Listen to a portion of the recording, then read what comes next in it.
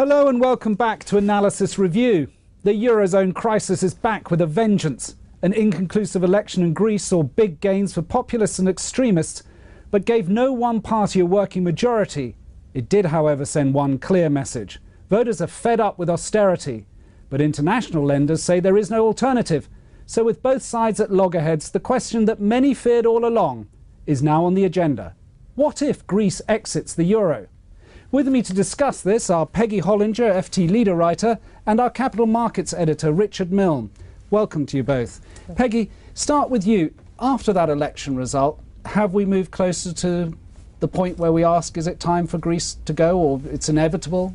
Well, I think there has to be a risk, doesn't there, after the election this weekend? I mean, one of the real key questions here is just how badly do the Greeks want to stay in the euro? It's up to them to decide. 70% say that they want to stay in the euro, and yet they vote in a collection, diverse collection of political parties, many anti-austerity. They haven't made up their minds yet. Right, but it's still, ultimately, they've got to make the decision. They have to make the decision. Yep. It's up to them to decide. Right. Richard, it's not the first time that we've been here looking at this scenario. Is this any different? Well, yeah, I think both from the policymaker side and the market side, every time something happens with Greece, people hope it's the last time we're going to have to deal with Greece, and it just comes back again and again.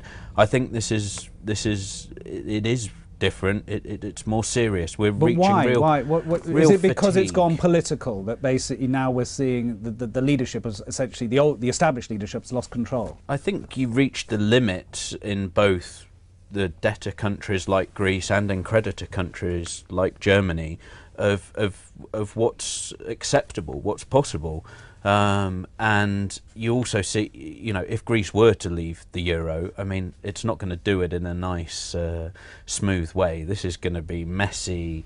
It's going to be horrible. The question is just how horrible. You could say markets have now had quite a long time to prepare. I mean, put bluntly, do they care anymore? One hears that a lot of the banks have written down their stuff, their exposures to. And there is an argument that it wouldn't be as disastrous for the Eurozone if Greece exited now, as opposed to 2 years ago, when we were in a much worse state to actually deal with it. We've had 2 years to think about it. We've had 2 years to plan for it. Clearly, there must be a plan B for an exit of Greece. We all want Greece to stay in. But if it has to go, it has to go. And I think that actually we're much more resilient. Well, and I think you saw that when Greece did default just a couple of months ago. You did see that resilience. But there is still that Lehman question, in the sense we sort of prepared ourselves for that default. But I don't think controlled default. They wouldn't sort of say, well, this weekend we're going to do it. We'll just wake up one morning and it will have happened. And those kind of shocks